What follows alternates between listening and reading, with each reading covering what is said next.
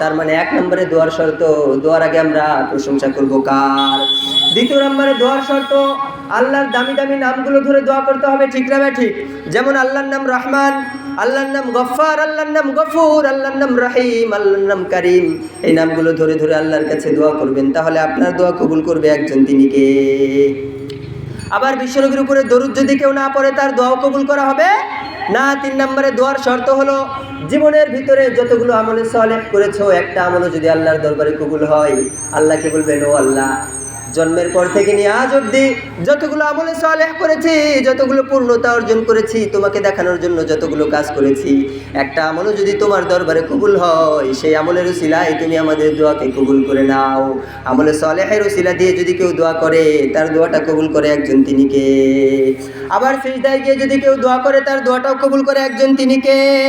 আবার বিশ্বনবী বর্ণনা করেন, সিয়াম পালনকারী ব্যক্তি ইফতারি সামনে নিয়ে যখন দোয়া করে, ইফতার সামনে নিয়ে দোয়া করতে দেরি হয়, আমার আল্লাহ সেই ব্যক্তির দোয়াটা কবুল করতে দেরি হয় না, সুবহানাল্লাহ বলেন। আবার মুসাফিরের দোয়া কবুল করে একজন, তিনি কে?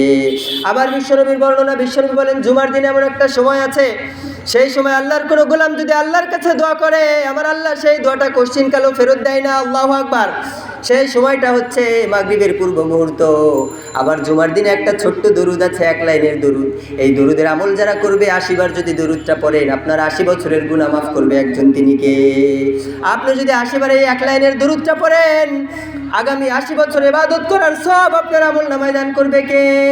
বিশ্বনবীর বর্ণনা, বিশ্বনবী বলেছেন, আল্লাহুম্মা সাল্লি আলা মুহাম্মাদিন নাবিয়্যিল উম্মিয়্যি ওয়া আলা আলিহি ওয়া সাল্লিম তাসলিমা। এই দরুদটা বিশ্বনবীর উপরে 80 বার পাঠ করবেন। সবাই বলেন কয়বার? 80 বার পাঠ করবেন। আপনার বিগত 80 বছরের অন্যায়, অপরাধ, সীমালঙ্ঘন, পাপাচারগুলো ক্ষমা করবে কে? 2 নম্বরে, আগামী 80 বছর ইবাদত করার সওয়াব আপনার আমল নামায় দিবে কে?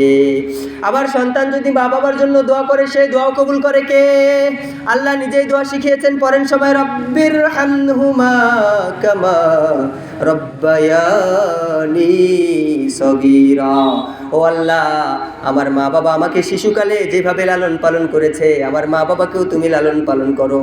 সন্তান যদি মা বাবার জন্য দোয়া করে, মা বাবাকে জান্নাতের মেহমান বানিয়ে দেয় একজন, তিনি কে? আবার যারা সীমালঙ্ঘন করেছে, তাদের জন্য আমার কোরআনে দোয়া ছাড়া নাই। আল্লাহ বলল, আমার গোলামেরা যারা সীমালঙ্ঘন করেছো, তাদের জন্য আমি একটা দোয়া শিখিয়ে দিলাম। এই দোয়াটা যদি কোনো সীমালঙ্ঘনকারী গোলাম আমি আল্লাহর কাছে করতে পারে, তার জীবনের সমস্ত অন্যায়গুলো ক্ষমা করবে একজন, তিনি কে?